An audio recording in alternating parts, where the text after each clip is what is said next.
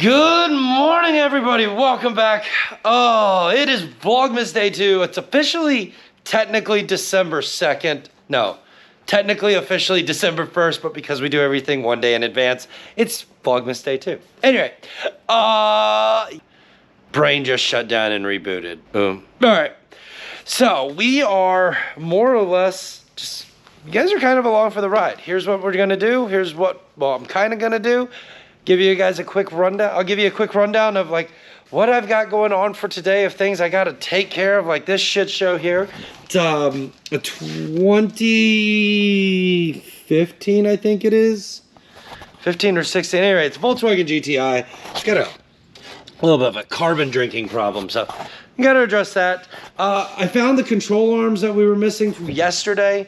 They'll be here Tuesday, which is really, really tight on the schedule and really kind of sucks because like I've got to do an EGR cleaning on another car on Sunday. And that, yeah, I don't know. We're going to figure something out. Options might be to take the race car's front suspension off and shove it in there. Only because the brakes, everything are exactly the same and I can just swap out the lower control arms. All is well, it's in well, and we get the smaller, technically it's a smaller components on it, but the upside to that is we get to swap the big ball joints, the big ball joint lower control arms over to the race car, which means ultimately, because this thing runs a factory geometry setup, in case you didn't know, I can't move the rack in this. We have an FDF angle kit. Some of y'all have asked me this before. Yes, I do have one. The problem with the FDF angle kit in my case is, there it is. This actually used to be Austin's. If you guys follow AZ Euros, if you don't, go follow Mullet Sports. Super awesome dude. He's the king of the B8 chassis in the drift community. If you're doing B8 things, you go see him. He'll take care of you.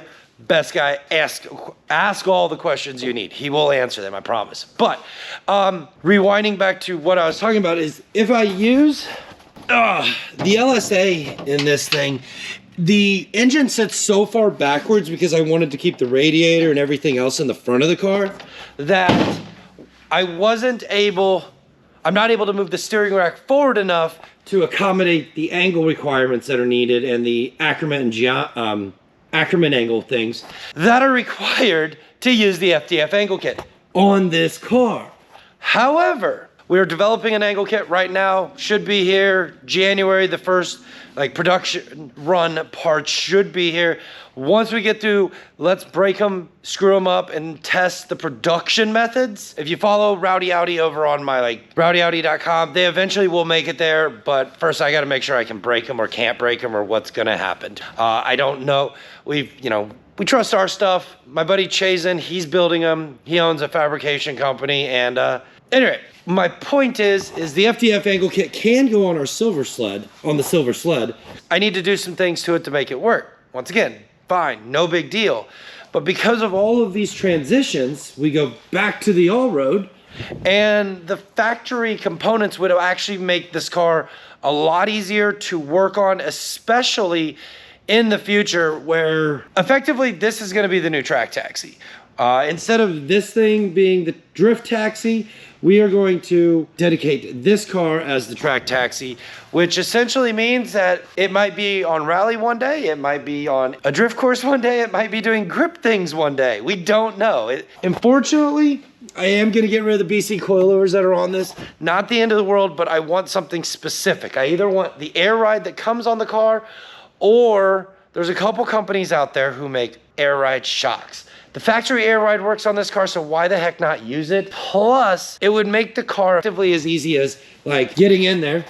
We picture ourselves sitting in here and be like, air the car in and out for different track modes. No different than like trail modes, it's track modes. We got rally, which we need a lot of track, we need a lot of height, we need swap the tires. We got drifting where we drop it down on its balls, on its diffs, and you can say that, diffs, plural. We drop it down on its diffs and do the thing and put different tires on it. Change the steering angle. And then last but not least, if we're grip driving, we just put it at daily plus ride height, I guess, and we go grip driving. But either way, in any fashion, we can take 3 people with us. I don't know. It's my morning digress on thoughts around the shop. What else do we got to do here? Still haven't gotten this thing done. Hopefully, maybe if we get to it, we'll get to a little bit of it today. 50-50, who knows? We'll find out. For now, I gotta actually finish editing today's upload. Let me get this done.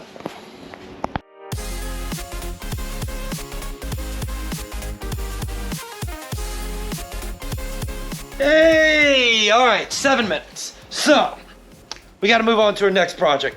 We need to go to the bank. We need to buy some car parts. We need to feed ourselves, and I'll be back here before 1 o'clock. I'm looking at my invisible watch here. Ooh.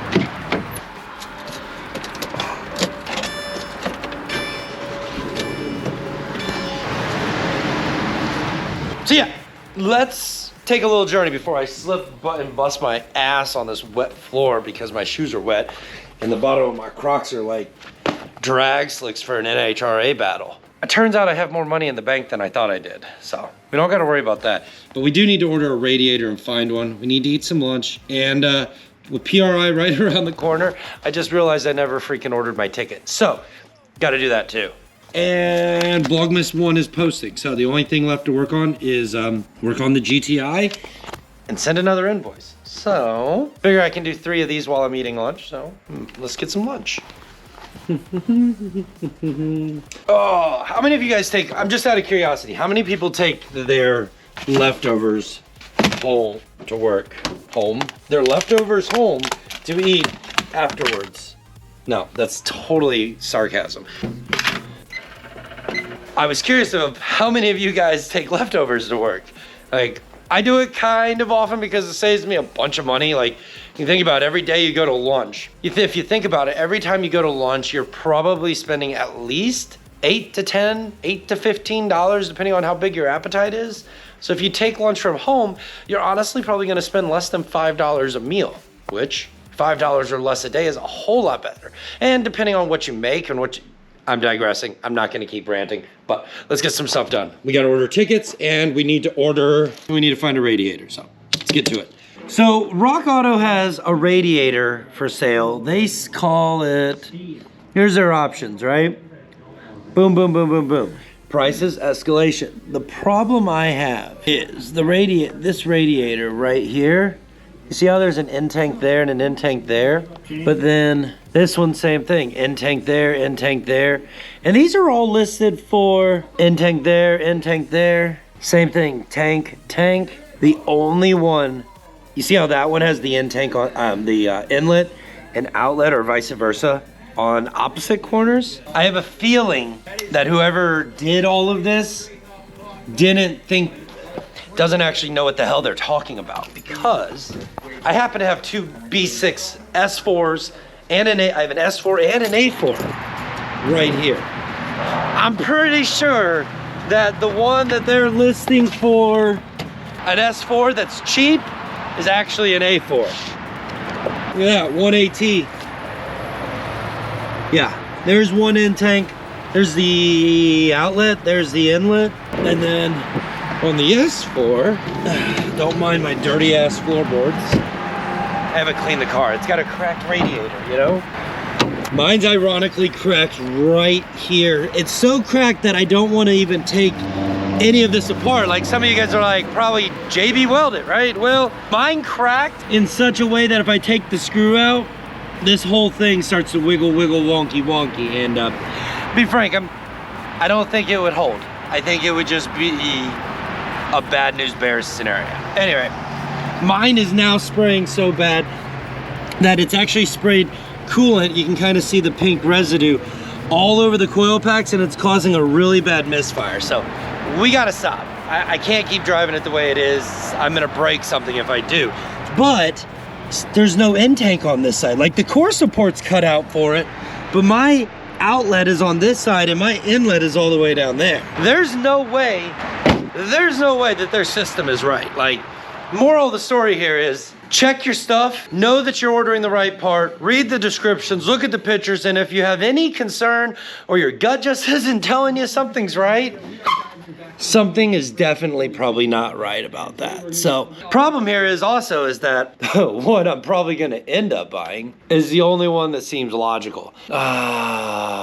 is this one right here. It's on freaking eBay. God bless him, I love this. But it's the only one that shows the end tank in the right place, right place. It's made of aluminum, it's 3 rows. Frankly, I think this is just a better option because everything else is like $200 and something, and there's a make an offer section. So I figure, you know what? We go here, make an offer, 200, quantity 1, click continue. I think this is the right card. I don't know. We're gonna order this though.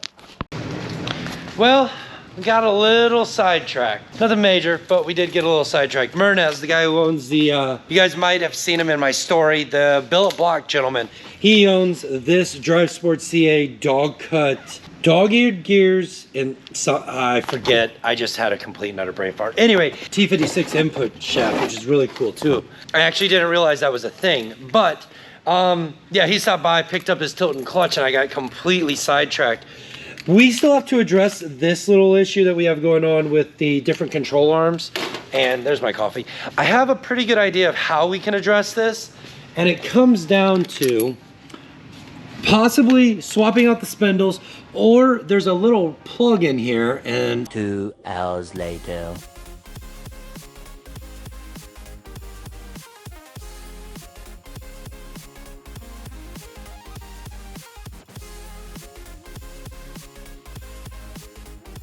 Donnie, I'm sorry ahead of time, but so we got the clutch out of this thing, you know, all road PRI travels things, and he was gonna reuse this one, but it's Mikey decided to put a straight edge across. Oh, what a gap! Compare it to a brand new one, and you're like, I think this one is. Where's that other one that we had? How bad's that one? Oh, that one's not nearly as, I might send that one. Pretty decent gap. No, that's nothing compared to this. Right. But how much slip do you want? Just the right amount. It's doable. You could actually refresh that. Yeah, I think that's mostly probably this rust edge right here. That little lip in there. Yeah. That's probably. And then there's that little score right there, but I think that one's salvageable compared to this one especially. I'm gonna get a wire wheel. All right. Well, our mission tonight, transmission thing. Talk to Advanced Auto Parts. We got control arms that'll be here Tuesday for the car. And other than that, oh, we pulled, since the motor's out, we got an opportunity to look at the cam seals. And this giant mess that we have is 100%, oh, 100%. You can see the back of that cam seal up there. It's dripping on that side. This one, the one on this side, isn't as bad, but both definitely leaking. Oh, is what it is. We've got valve cover gaskets at Advanced Auto Parts. We can pick those up tomorrow morning. And then I've got cam seals already in the cabinet there, so no big deal. And then if we're really lucky and clever, maybe, just maybe, we'll, never mind, we won't even talk about that. Let's, I guess, grind this one down, see if we can use it. If we can't, we got a brand new one. I don't want to use it because technically it's the clutch for the Noggy, and one particular viewer is going to be upset with me if I use this, if I use it. Everyone will be. Why? Because I want to see that thing run. Oh. That thing is so cool. All right, we'll be back. All right, let's take a break. What are you thinking, Waffle House? Waffle House, that's what sounds good to me. Kind of wanting some pancakes and biscuits and gravy, no lie.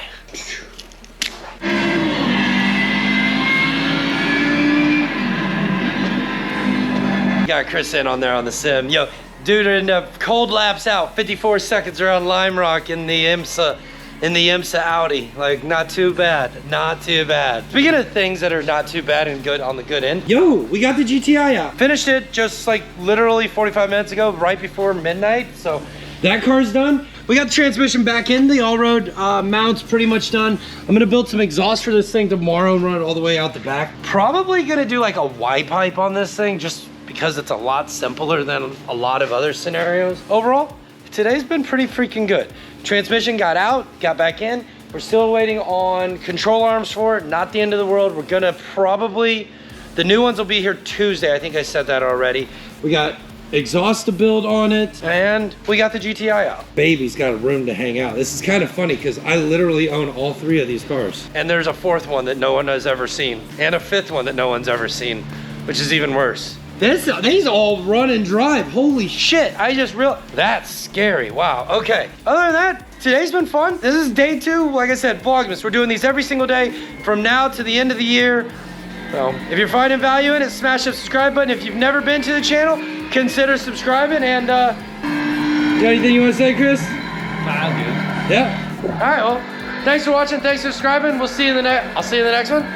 I'll see you tomorrow. Peace. I'm Audi.